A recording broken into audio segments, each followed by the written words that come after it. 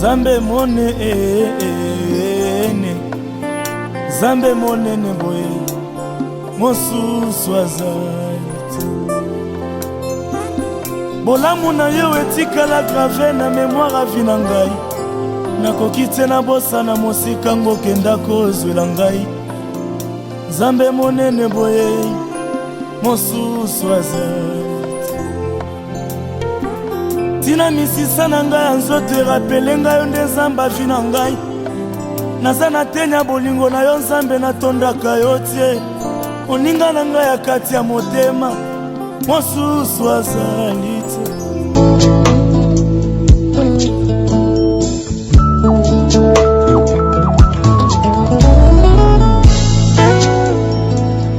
Pema nazo pema,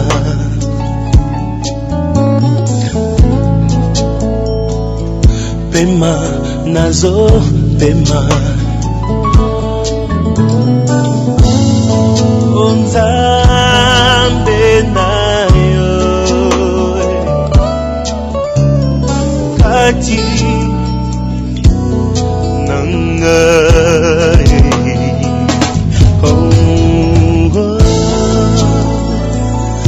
Lipa tango nyonso yo, lipa ya tango nyonso maloba na yo opesi na ngai. Yeba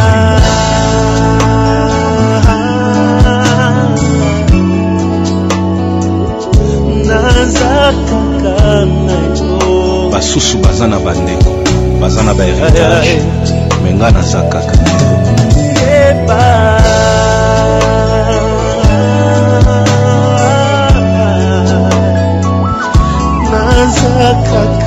Ba diplôme mayele na ngai ezokoka kosilisa posa yaka oka yebaka bazali asoki otiki ngai yaka lobi omona ndenge nazokufa. Je n'ai que toi, je n'ai que toi, je suis sincère, je n'ai que toi.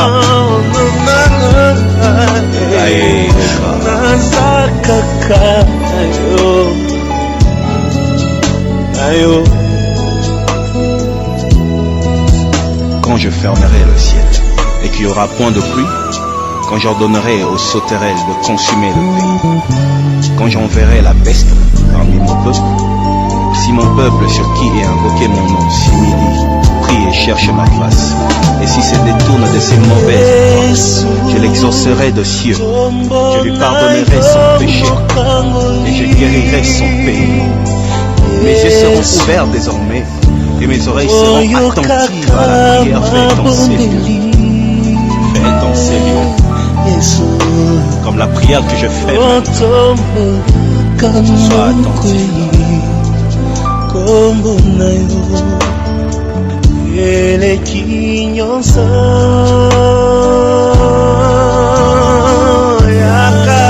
yaka ayoki posa ezana bikuke misusu yo kaka nde ofongolaka ezana bisika misusu yo kaka nde omemaka ezana basolution misusu yo kaka nde opesaka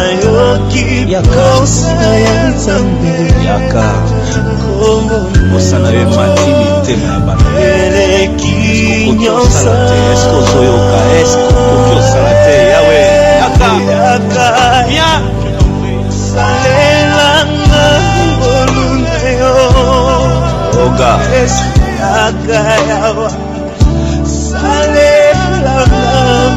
est-ce que tu peux m'emmener auprès de Zophésie? Est-ce que tu peux m'emmener dans les verts pâturages? À cause de ton nom, à cause de ton nom, que la femme stérile peut enfanter, à cause de ton nom.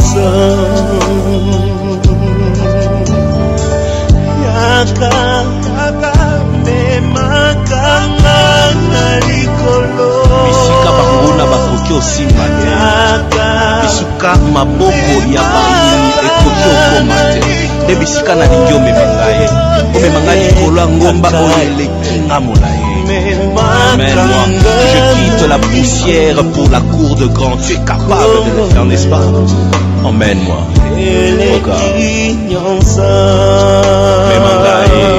Memangae.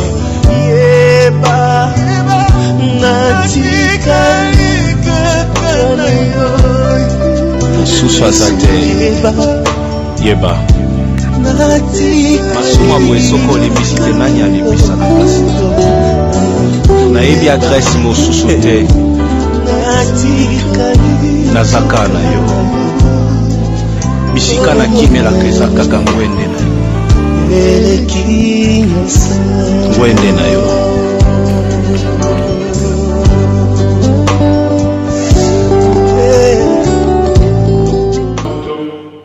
wabwanya akopesa motema na bolamu bwa mokili te zambi biso omokili likoleka liloba ya nzambe lokola likomami obuku ya mosakoli oeteni ya misato molongo mwa yango kino mwa mwambe mokili ngonga biso bikosila ngonga ezali mpo ya makambo maso ngonga ezali mpo ya kosala misala miso omokili ya kolona biloko mpe ntango ya kobuka mbuma ntango ya koboma mpe ntango ya kobikisa ntango ya kolela mpe ntango ya kosepela mpe ntango ya kolokoto mango ntango ya koyamba mpe ntango ya kutikana ntango ya kopasola elamba mpe ntango ya kotunga yango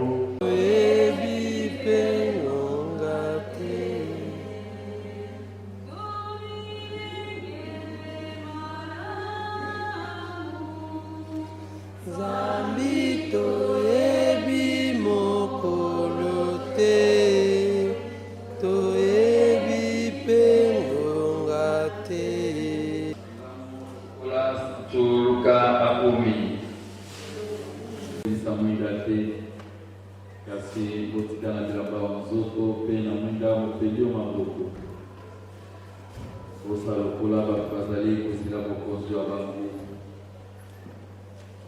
mokolo akei kobala mwasi bato bazali kobafungola noki ntango akoya mpe akobete monoko na koloba ya bino ya solo akokanga kamba wa nzoto akopanisa bango mesa mpe akopesa bango bilei soka ye na midi ya botuto na soso ya yambo mpe akuti bango balali koki te esengo na bango bokanisa malamu soko kolo ya ndako ayebi ngonga nini moyebi akoya akopekisa ye te akoka ndako te bino se bongo bozala bokengi nzambi mwana wa moto akoya ntango bino bokanisa soki te lokumu na yo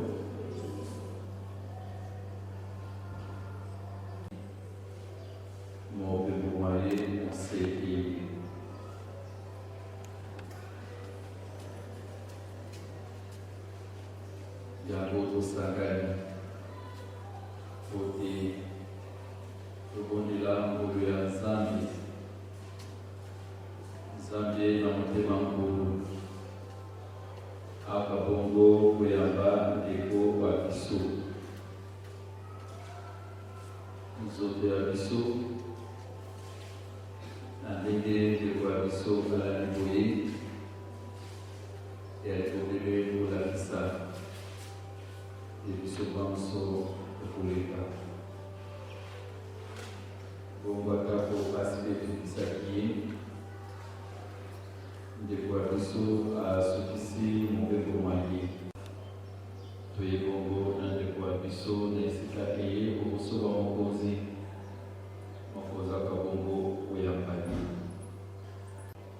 nzambe apesaki biso ye mokonzi abiaki solo kotala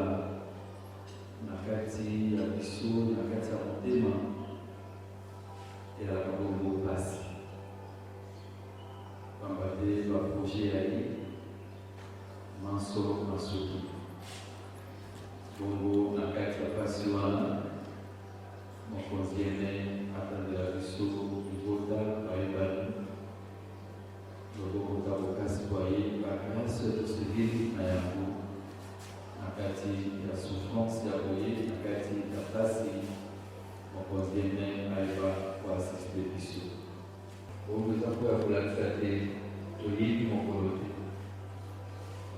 toyebi bokati bongo moko na kati ya vi kaka bongo po vilevile malamu nazokumisa nzambe nazosalela nzambe nasuki kaka ya kosalela nzambe kokumisa nzambe kasi kotala ngai na kati ya famille oyo ya biso nafandaka malamu mpe na baninga mokonzi ene apimisa effort ya moko pa biso mpe kokoba kosambela mpo ya ndeko ya biso mokonzi ene aka bongo kosalisa ye moyema lobiko moka bongo kongengela ye mpe tokobi kosenga grâce bénédiction ya ye moko nzambe okati ya famille mobimba so mile awe mokonzi atia ye penepene na ye azala na bobutu mpe basepela omboka ya ye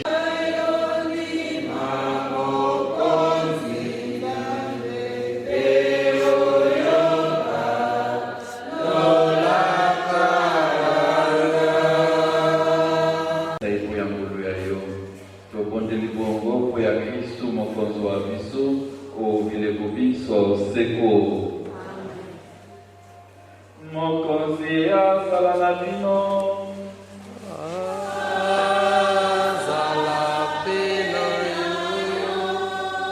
totombola mitema epai ya nzambe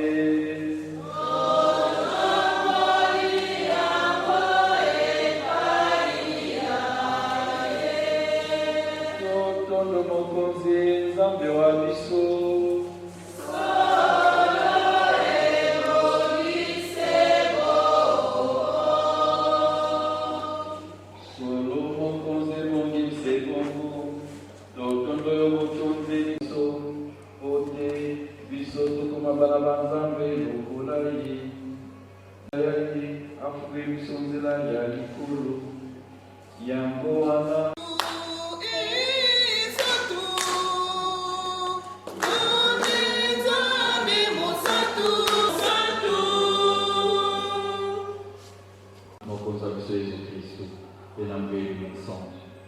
Tango isso kosanisa bana balibota lyayo babonzela libonza peto omokili mobimba emokonzi tokobonzela yo ondima makambo toyeli yo osankisa mango na mbweya elimo wayo amila na mwana wayo Yesu Kristo ye moto atindi biso tosala bongo na kamatani bolia yango bino banso eye ezali nzoto ya ngai na kokaba yango mpo ya bino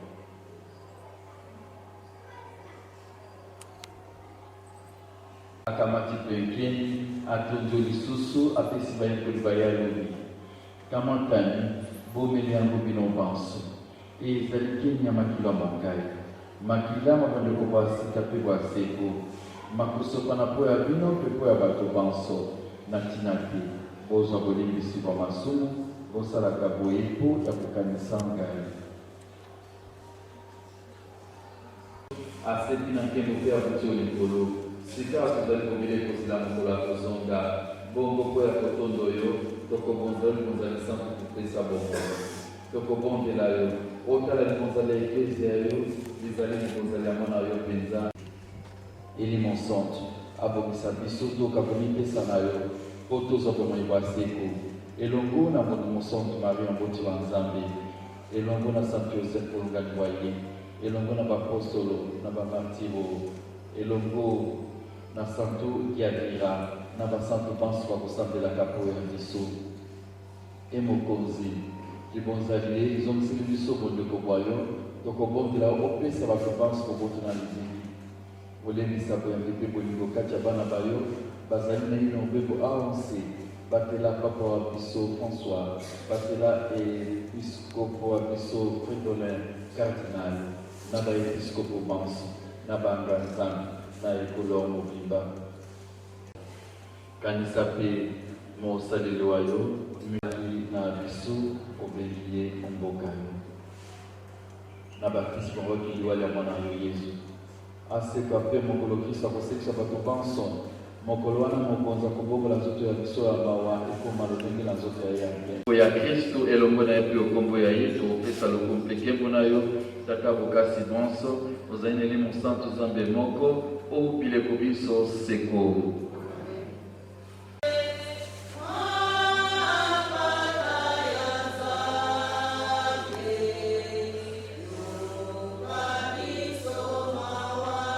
Mapata ya Nzambe tala oyo ya kolonga masuma bato mokonzi ngai nde nani loba se loba yoko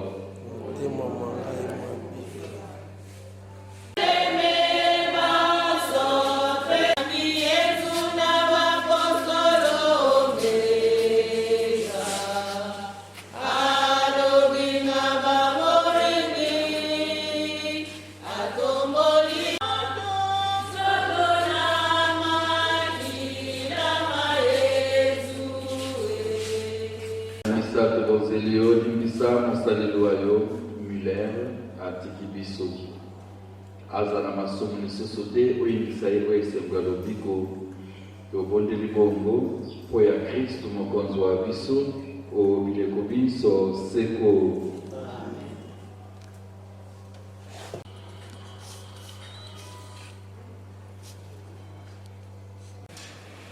Pe mosalamu wa kokunda ndeko wa biso lokola bakristo ba meseni tokobondela Nzambe mokonzi wa bomoi po te na nguya ya ye asekisa ndeko wa biso Muller akotisa yo molongo mo basantu Kristo mokengeli molamu wa mpata sika akumba yo mapeke azongisa yo maboko matata bongo ndeko wa biso ayoka esengo elongo na basantu mboka ya kumo kwa bileko.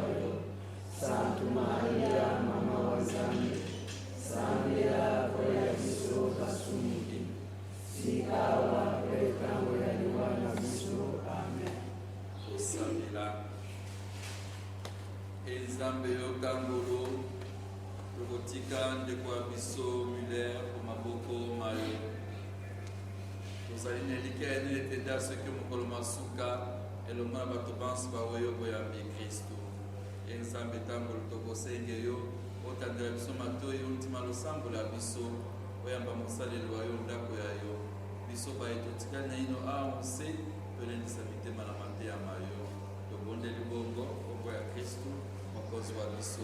Amen. Amen.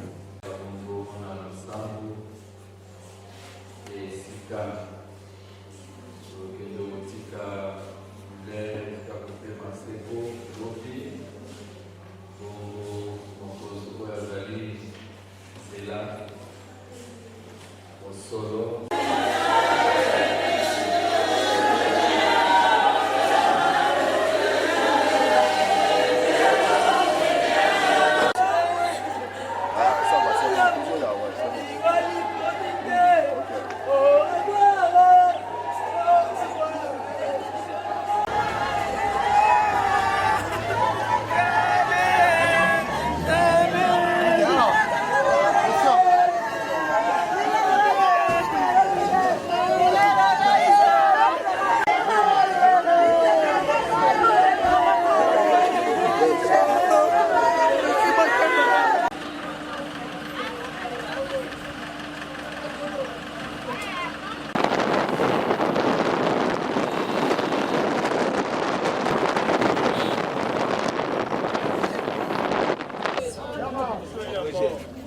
Chipali.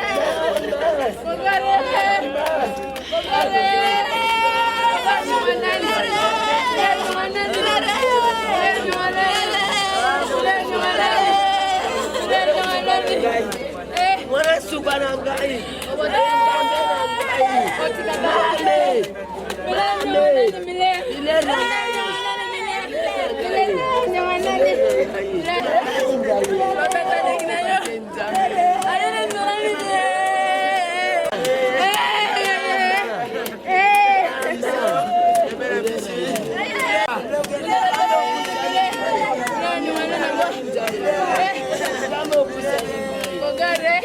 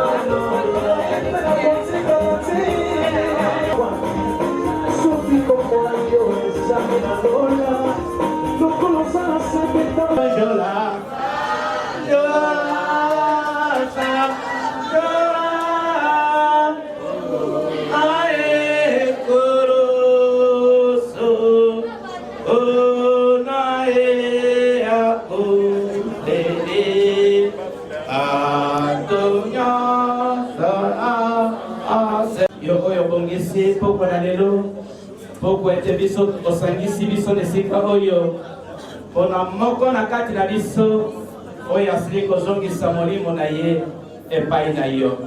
Tika occasion kolo yo mimonisa kati na biso, occasion kolo yo conduire biso, occasion kolo ezala occasion pona biso kotourner de regard na biso epai na yo. Tika tan nyonso ozala na biso na kombo na Yesu Kristo.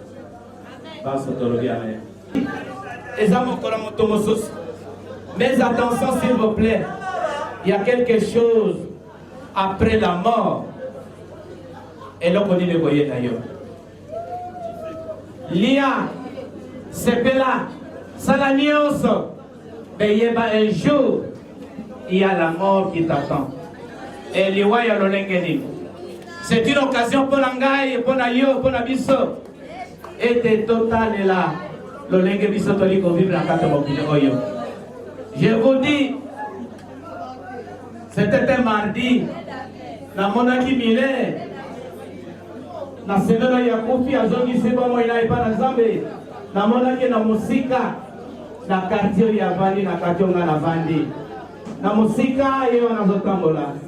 Aye pembe na bisonga pe na musika moto pesa na bote zate. Mais bakto bazalaki na ye. Azaki na ngai pembeni apesa na kimbo. Ma frère, ma soeur, Et comme un certain jeudi à midi, on peut s'en rassembler, Miller n'est plus. Ami à mort. La mort est là. Liwa ezaka na songi ya misape na yo. À 2 pas, nous sommes à 2 pas de la mort. Alors la mort est où est banni les lotes s'il vous plaît. La mort est où les lotes s'il vous plaît. Pe banni na libote otese. Il est fait moto liboso beaucoup paté. Pasa ebele obakenda. Miller Oga Yanke Jenon Tayo Yazarango wana Kitoko Yazarango wana Mandefu ya Tige wana Tala lelo Namokona mona Tige wana Oga. Aujourd'hui, mais ce soir, mais cette nuit, il n'est plus avec nous. Bible lobi na biso na sepeli ko na moni passage boko bakomi nesika oyo heureux les morts oba kufika tina kolo pote misala na bango ekolanda bango loba amen. Français dans la Bible français awa bakomi boye tia mato s'il vous plaît. Nous ne voulons pas, frères, vous laisser dans l'ignorance au sujet de ceux qui sont décédés, afin que vous ne soyez pas tristes. De la même manière que le reste des hommes qui n'ont pas d'espérance. En effet, puisque nous croyons que Jésus est mort et ressuscité, nous croyons aussi que Dieu ramènera par Jésus avec lui tous ceux qui sont morts. Amen. Maloba Toyoki wana s'il vous plaît. Maloba moko très importante pour na bongo ina biso. Bazali ko yebisa biso était alingité artotika na kati na ignorance. Tolingité ngai na yo totika na kati ignorance au sujet de la mort par rapport à ceux qui sont morts. Le Kolankolo akufaki pe asekwaki ndenge moko pe bakufi oyo kati na nkolo bakosekwa liboso na biso oyo tozali na bomoi elingi koloba et la mort est là et ceux qui meurent toba bakufi lelo kati na nkolo bangonde bakosekwa avant biso. Et ce jour-là, ça sera à la fin du temps, s'il vous plaît. Mon frère, ma soeur, Kozanga Koyeba, ce Koyeba ka, ce que Milena Yeba Kamokorowana, était la Mokoro Yaliwana Ye, à Kokaki Kokima, mais Motomokote, à Koki Kokima Liwa, Motomokote, à Koki Kokakolo Mokoro Yaliwana Ye. Lelo, Ezali, Miller, qui est mort, Awali Bosonabiso, Ezali Bobele, Nzoto Oyo, Nzoto Naye Oetikari Awa. Et il y a quelque chose, Ongaï Nayebi, Oezana Katra Bomo Nabiso, dans le corps humain, Ezana Bilo Kobisa. Il y a l'âme, il y a l'esprit, et il y a le corps. Oye tikali awa, oye sangisi biso na poko oyo, ezali ka nzoto wana eza na kati na cercueil. Ezali nzoto biso toli komona awa. Eza inerte, eza na vide. Mais quand il y a babala moete, la poko na lelo, c'est le tout. Il est Miller. Et c'est son corps. Oye tikali awa. Na watango moke na tongo. Noko kapwana na ye. Soto kokende quelque part. Tokokuna yango lokola nkona lobaki ete oyo ezali nzoto oyo ezali mabele ekozonga na mabele kasi nzambe oyo ekokende mpa na nzambe ezali âme na ye l'esprit oyo ezali kopesa biso conscience toyeba ete nzambe azali. C'est cette âme là que le Seigneur a besoin. Alors âme na yo ekokende wapi? Mon frère, ma soeur, âme na yo ekokende wapi? Après la mort, s'il te plaît, il y a le jugement qui t'attend. Il y a un mokanda, oyo touti kotanga awa, azali kokebisa biso, ezali korappele biso maloba wana, maloba ekoloba, azali koloba ete, attention, bao bakufi kati na ngolo, ceux-là, bazali kopema, na biso ba Christ, na biso bana na Nzambe, na nyonso balobi azali mwana na Nzambe, liwa mpo na ye ezali occasion po ete akende kokutana na ngolo ya biso Yesu. Il y a une question fondamentale oyo ezali koseka kati na biso, eza lelo eza lobi, e moto na moto aza na mokolo na ye. Ce qui est très important, mon frère, ma soeur, ce qui est très important, mon frère, ma soeur, c'est mourir avec le Seigneur. C'est mourir avec le Seigneur. Bakufi oyo kati na ngolo eliwa ya lolengeli mpona milele abelaki te toyokaki ata sango ya liwa na ye te, pardon, sango ya maladi na ye te, mais tozwika sango ya liwa ya mbalakata. Et mon frère, tala liwa ya lolenge wana. Alors nous devons nous préparer, puisque après cette mort, c'est le jugement. Ce qui vous a dit quel sera ton sort? Dans mon canal Jean, évangile selon Saint Jean, chapitre 11, verset 25, alors il a dit ce voyer. J'aime lire cette parole. Je suis la résurrection et je suis la mort. Naï Nazali, il sait quoi? Naï Nazali, la vie. Il a ce pouvoir-là. Il a coupé sa bonne. Il a ce pouvoir-là. Il a conseillé ça. Et n'a yo. Quel type y a eu moi? Si tu n'es pas en Christ, ce qui est l'idée de la colonie, le moment venu, il y aura la mort. Le col à moi dans l'ensemble. Le col à mon Christ. Attention. Attention, pesa la keba, la carte de la bombe, il y a une seule chose. Vous avez causé la biso. Montonio sa kole kanaliwa. Montonio sa kokufa. Personne. Montomokote. Akoki kokakona mokola liwa na ye. Et tango biso zali kokende. Tango biso zali kokufa. On n'amène rien. On laisse tout s'il vous plaît. Et misala nini oyo Bible lobi na biso ere esengo na ba oyo bazali kokufa kati na ngolo eloko mibale misala na bango misala malamu basalaki awa ekolanda bango. Mon frère, ma soeur, iloko mibale wana esengeli interpele biso, iloko mibale wana ezali esengo na bakufi oyo bandibelaki nkolo na kati na bomoi na bango. Ce n'est pas moi qui le dis, mais c'est la Bible et c'est écrit là-bas. La kati na écrito wana batie photo na ye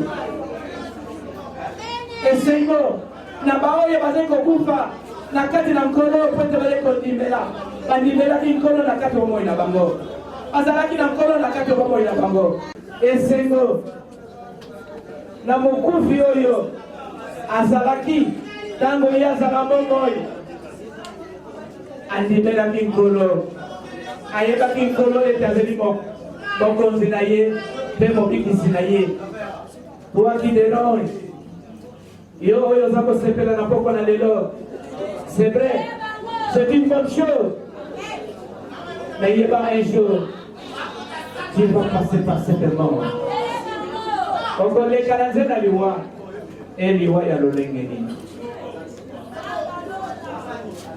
nalingi nayebisa eloko moko sepela na ntango oyo mela nyonso sala nyonso mela zododo mela akende mela nyonso wana olinga sepeli meyeba malamu un jour tu vas mourir, tu vas passer par la mort eliwa ya lolengeni. La ligne a rappelé la pompe dans les dents qui a la mort. Et Missara le dégué dit au côté de Maliboson ensemble. Nous rendrons compte. Il y a Missara Dio, Samala, Moto et Kosara Awa. Et Kosara Missara Malam, et Kosara Missara Mabé. Mais nous allons rendre compte au Seigneur. Maintenant, mon Dieu, à côté, il s'est ensemble de Missara et Yasanaki. C'est vrai, le Seigneur aussi. Ils ont la place à côté. Qu'il y ait, s'il te plaît. Ils ont un jugement pour conduire ensemble. Et nous devons nous préparer devant ce jugement. Ils ont un jugement pour la bâton de mobilité. Ils ont un jugement ensemble et Yemoko. Et il te donne le temps ce soir pour que tu te convertisses. Pour que tu te réponds dans ma béniose. Ozali kosana tango na lelo. Milengela na mokolo ya liwana hii. Yo lobina biso esengo na bao baza kokufa kati na mokolo. Poete bazali misana bango malamu kolanda bango. Kolo yango naza komitika moko na yo. Naza kotika liboto na moko na yo. Naza kotika bao nyonso. Baye na poko na lelo na maboko na mokolo. C'est toi le maître. Yo do bate la kabiso. Liboto oyo babungisi mwana na bango.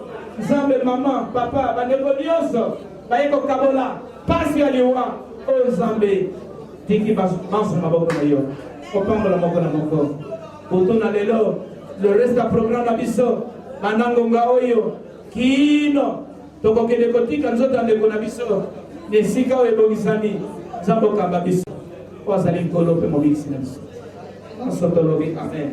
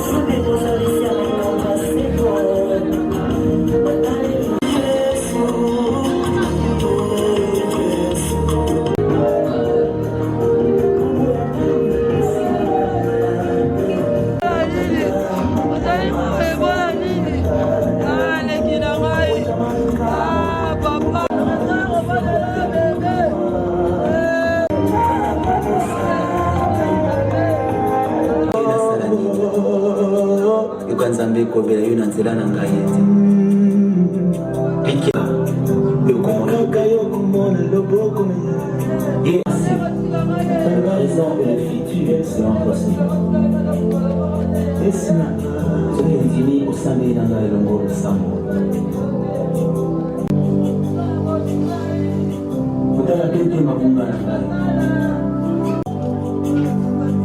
monisa ngai loboko na yo.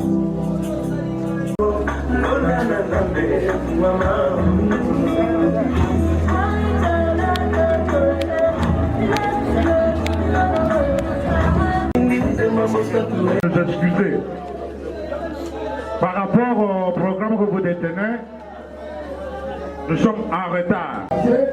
Prédication par le pasteur. So na likolo papa to tolio to peso merci. Na ndenge o bataki biso na butu to peso merci. Ngongo to zali kotika so na sena maboko na yo. Le lego sata na biso na butu lelo na kosimoso biso na tongo ekolo biso ete nyonso ele na kata kimia na kongo ko kuti Yesu o azali ekolo po ngisi na biso. Amen. Seigneur, nous te disons merci. C'est toi qui un jour nous as donné les lèvres et c'est toi qui les réponds.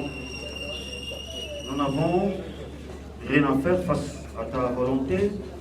Nous ne pouvons que nous incliner. Nous te disons merci pour tout ce que tu as fait au nom de Jésus. Amen.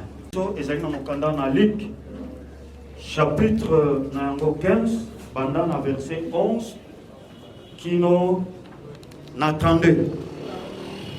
Histoire Ezali, il y avait un père qui avait deux fils. Le plus jeune asengi epa ya papa na ye alobi papa pesanga part ya bozwi na nga oyo ekoki na nga bongo papa ahésitaki te apesaki ye na nsima mona kozwa bozwi akendaki na mboka mosika aseloigne na papa simbanga malamu papa moko azalaki na bana mibale mwana ya mibale asengi part ya bozwi na ye papa ahésitaki te apesaki ye mais enfin ake mosika na papa ponga bisika akendaki asilisi mbongo na basi ya ndumba bongo akotaki na stade mosusu ya pasi abokola bangulu po abokola ta bangulu na ntango aza kobokola bangulu alukaki kolia biloko ya bangulu na moto moko akokaki kopesa ye na verset 17 balobi étant rentré en lui-même il se dit je me lèverai je rentrerai vers mon père je lui dirai mon père j'ai péché contre le ciel j'ai péché contre toi ne me traite plus comme ton enfant mais bien avant son nalobaki papa nanga azana bana misala bafutaka bango mais ngai awa nazomona pasi nakoyebisa papa ne me traite plus comme ton enfant mais traite-moi comme l'un de tes mercenaires ya kozonga azongi et papa na ye ntango amoni na mosika ayambi ye a organisé un festin pour l'enfant qui était perdu akomi ngombe moko ya monene ya misuni pour l'enfant qui était perdu obina batie musique yaya boyi kokota toni mais qu'est-ce qui ne va pas qu'est-ce qui se passe bayebisi ye leki na yo abongaki amonani nde papa abongisi feti mpo na ye esali yaya pasi aboyi kokota na ndako yaya bina kokota te papa ekobima esika yaya azalaki alors mwana yebisi papa ngai navandaka na yo osalelanga nano feti te osali eloko moko te po nde na ye osali feti sikoyo wana ezalaki l'histoire na biso nalingi sikoyo toexplike makambo kola yo mwana nzambe oyebaka ke na se na lipata oza na badroit oyo esengeli ezonga epa na yo. Le fils cadet avait compris qu'il avait des droits auprès de son père. C'est pourquoi réclamaki yango avec papa pesa à part ya bozui oyo et sengeli nanga. Tel que tu es là, ozana part oyo kolo apesa yo. Peut-être oyebaka yango te na tongo na lelo na yoyeba part ya bozui kolo ozalaka nango ke sengeli na yo salela yango bisalela te ezonga pour la gloire de Dieu. Par yango retourne en Ganazana par mon retour Zamba Pesanga. Bien-aimé dans le Seigneur, Zamba Pesa au tout, Zamba Pesa au cerveau. Ok, c'est les alliés entre eux, non fou. Un fou a la tête, mais il n'a pas le cerveau. Toi, tu as la tête, tu as le cerveau. C'est la richesse que les richesses nous se font. On Zamba Pesa. Mais le lengue vous allez posséder la richesse au Yongolo à Pesa. Apeshe mayele okomi mosika na nzambe. Mwana oyo azwi bozwi asenge pa ya papa nde akendaki mosika ya papa. E mbala mingi biso bato tozalaka ntango ozwi bozwi ozwi mbongo kitoko oza nango nzambe nde moto apesa yo okoma mosika na nzambe mpona kitoko kaka kosalela ngo na lolenge na yo. Bien-aimé dans le Seigneur, mayele, beauté, les richesses non, les alliés veulent pas talent. Kolo appelle ça chacun de nous, tel que nous sommes là, chacun a un talent. Aux Zambé appelle ça y est.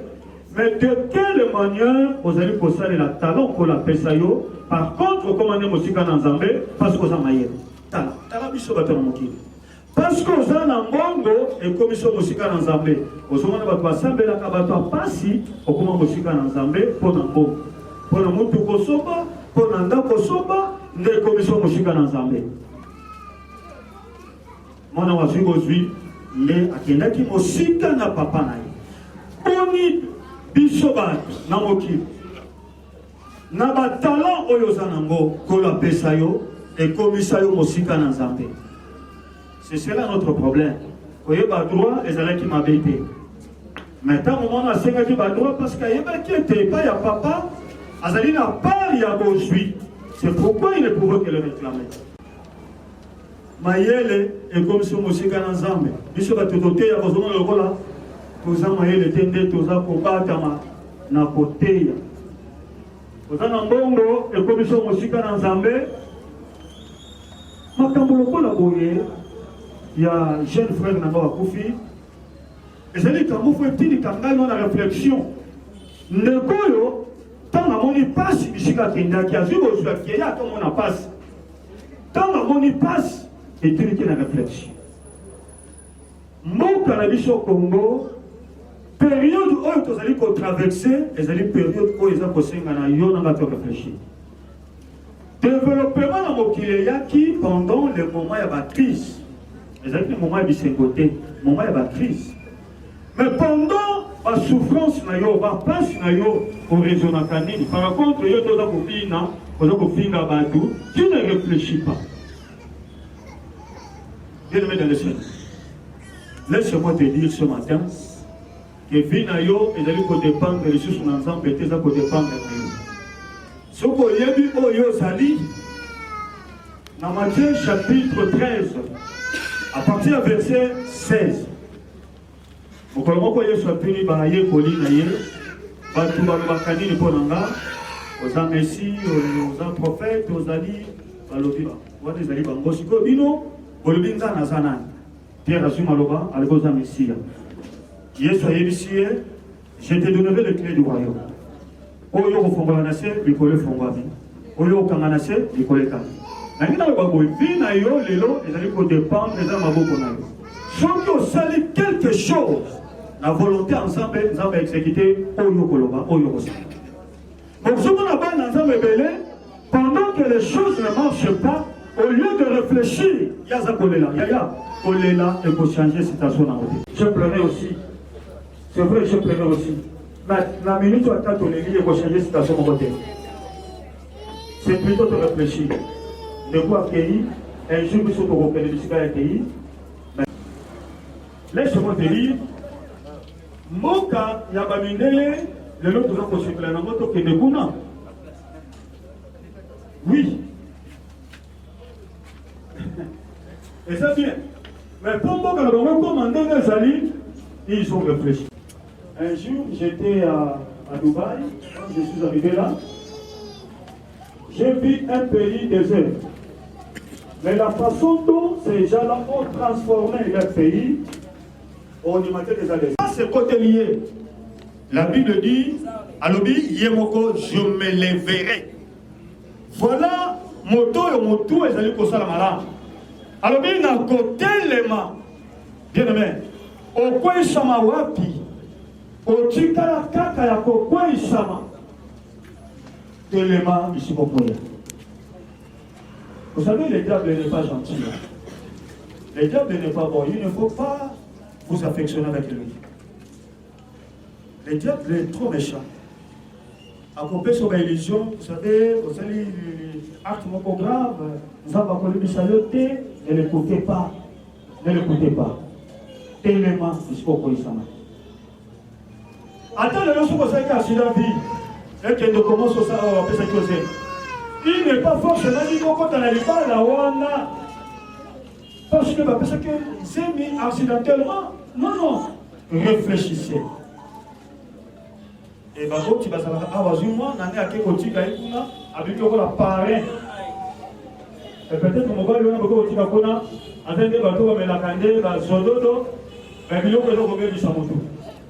le médecin dit ceci. Neurones, ils ont la capacité sur ma moto pour réfléchir. À force de prendre ça, on a la capacité de réfléchir le sous-souté. Les gens qui ont la réflexion, ils ont commencé à bailler. Ce qu'on doit réfléchir au bailli, on se demande la nuit, et là, on va déranger. Mais la vie sans réflexion, on ne crée nulle part. Ils appellent la bataille pour la bisoper, photo, le cateau, taille, sato, yéba. Oh, la seule pour.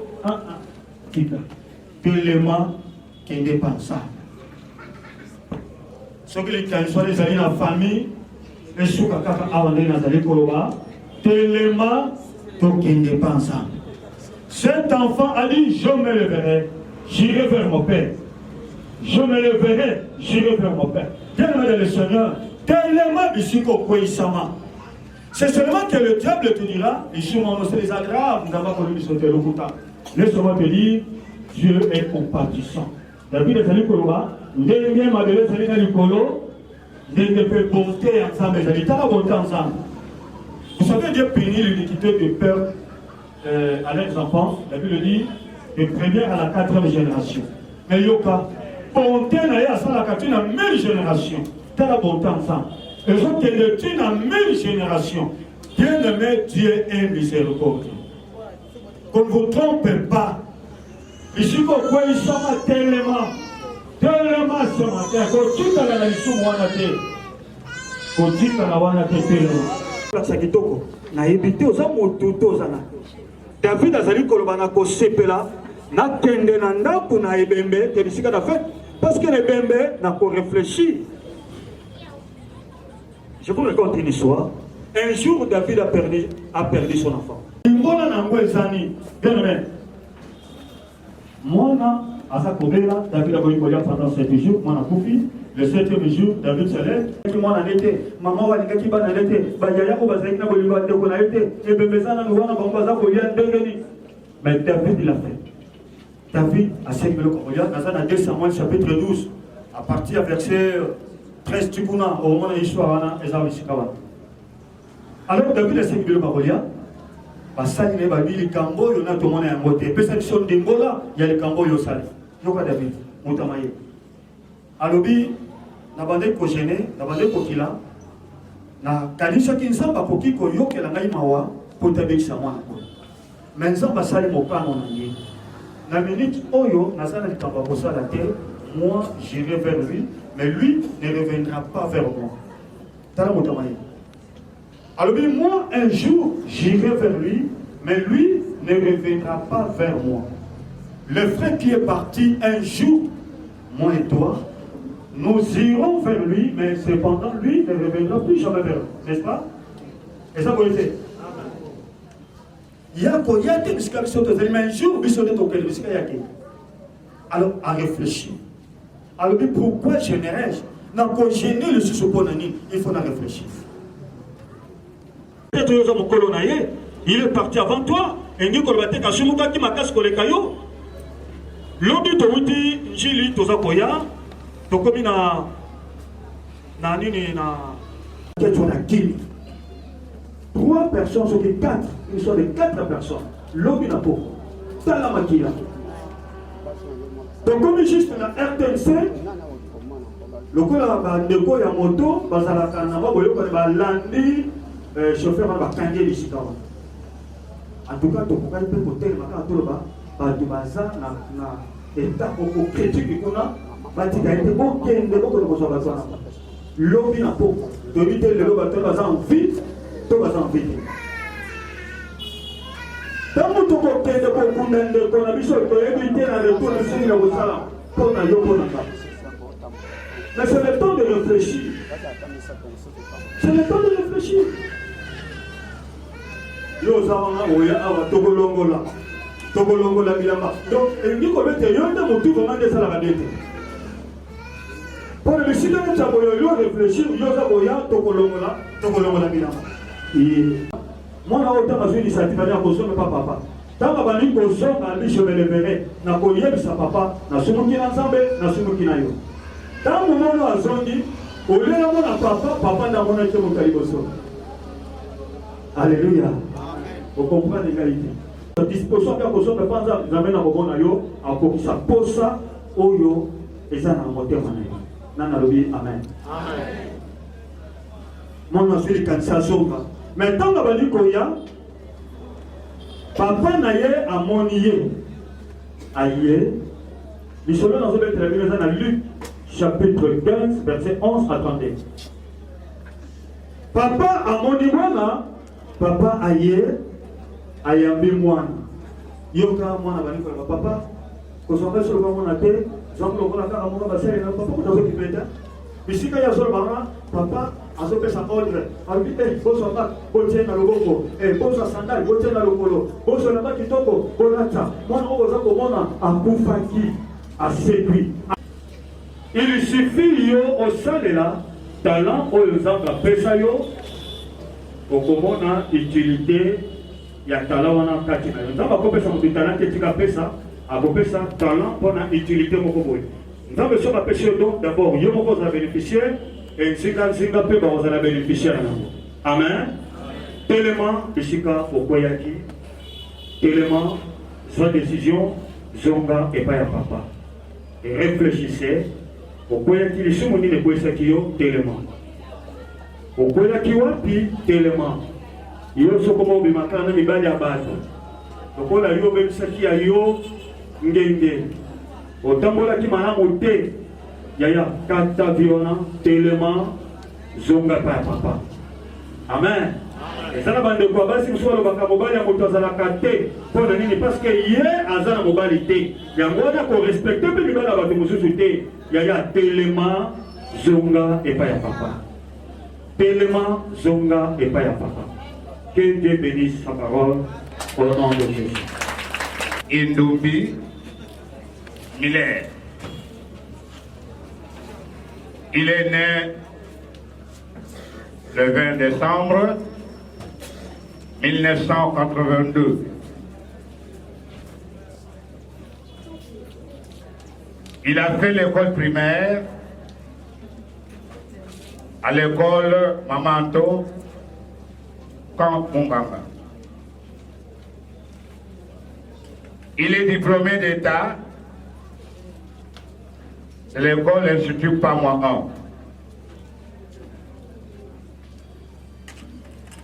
1. Miller est né dans une famille de 9 enfants et lui vient de nous quitter brutalement. Quelle douleur!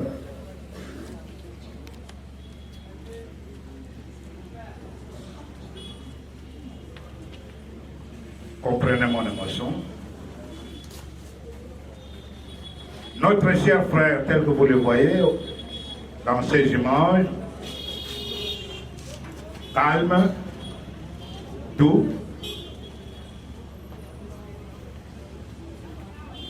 sa beauté était naturelle. Malheureusement, il nous quitte en changeant l'adresse. Aujourd'hui, vous n'allez pas chercher Miller dans son ancienne adresse.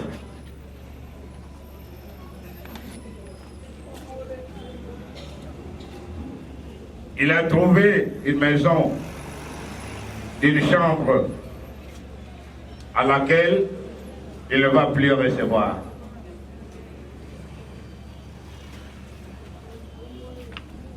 Notre cher frère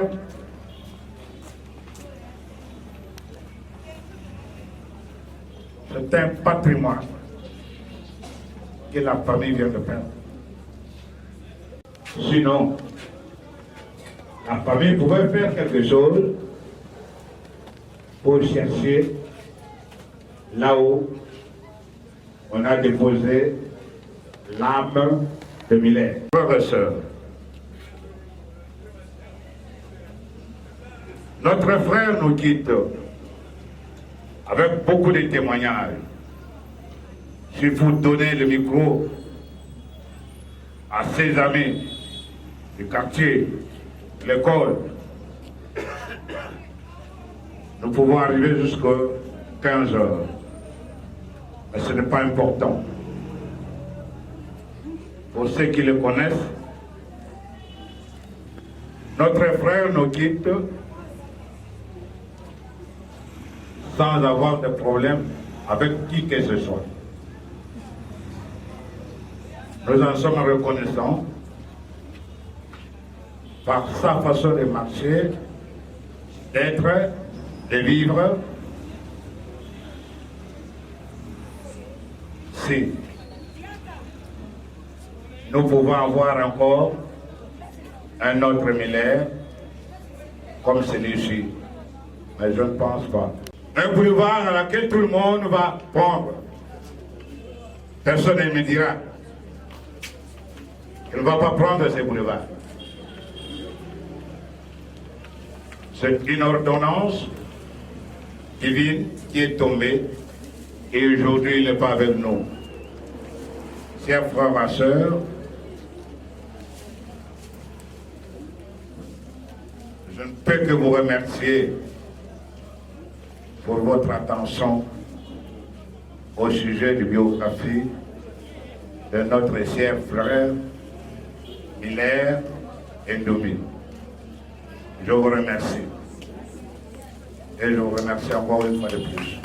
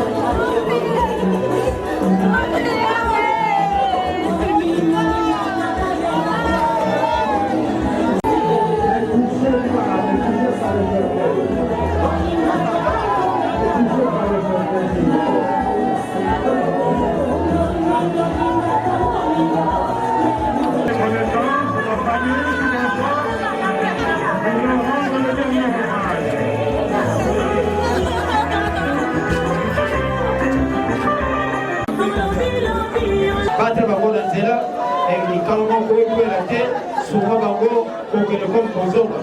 Encore na Yesu azali nkolo mobikisa na biso. Amen.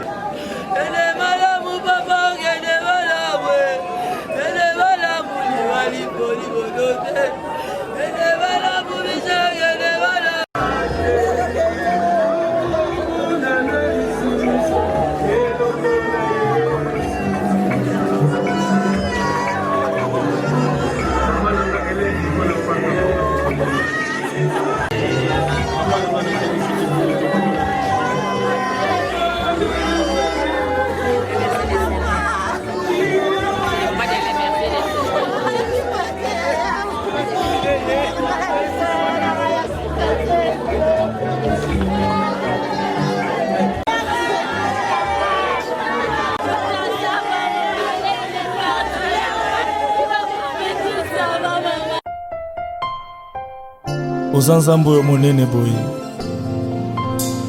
ndo tozwi ya kolobela yo mokolokola oyo oza nzambe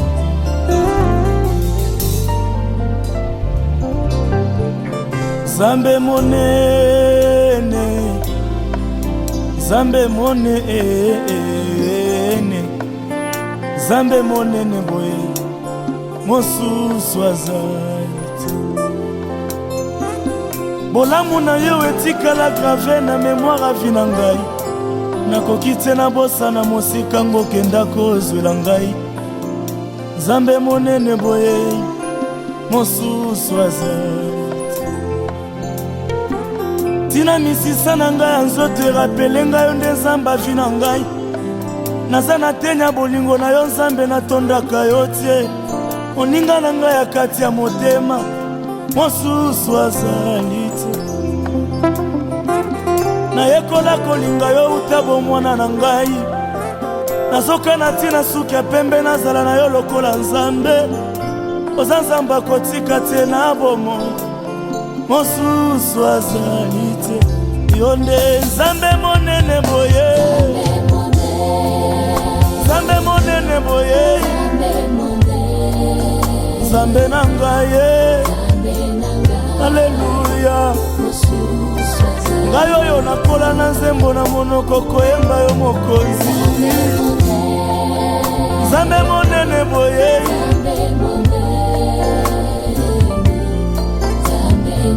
aleluya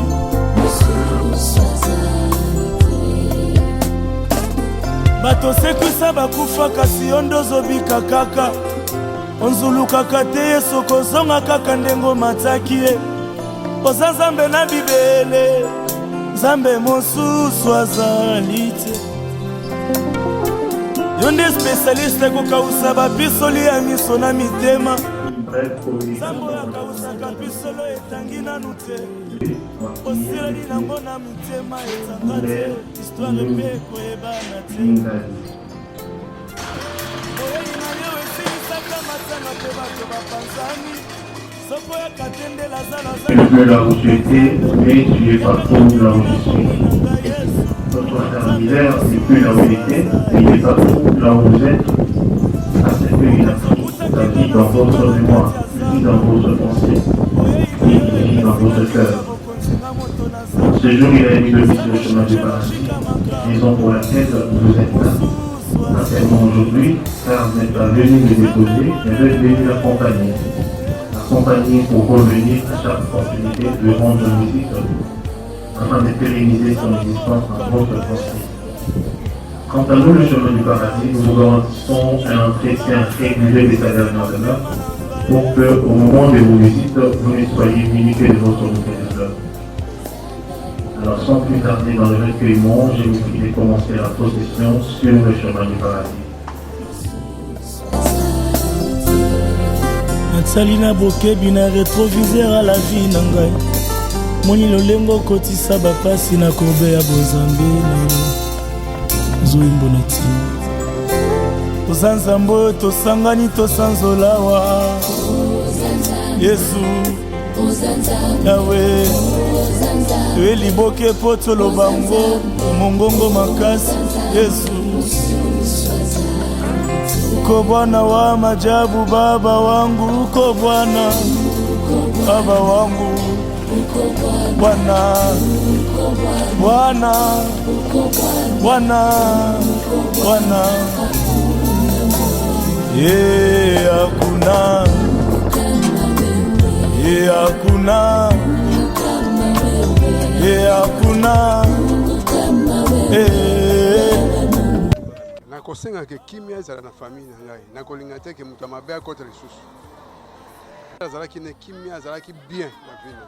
Azalaki na mabe na mutu te. Nous l'avons perdu brutalement. C'est une chose qu'on n'attendait pas, mais ce qui est arrivé est arrivé. Nous ne pouvons rien faire, nous bénissons seulement le Seigneur. Miller est un garçon très doux, calme, qui avait vraiment une bonne moralité, mais ce qui est arrivé est arrivé. Moi je vais dire c'est ma paix à son âme.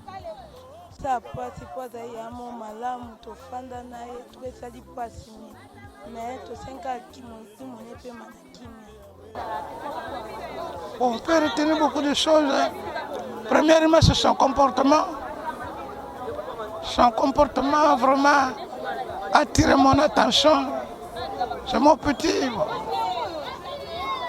Vraiment, sa douceur, le calme, sa façon de vivre.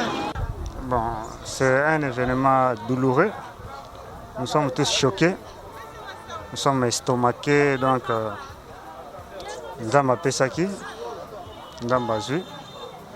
Tout ce qui contre, personne ne peut se réjouir dans la situation. Mais étant enfant de Dieu, dans toutes circonstances, nous devons rendre gloire à Dieu. La raison pour laquelle nous glorifions encore.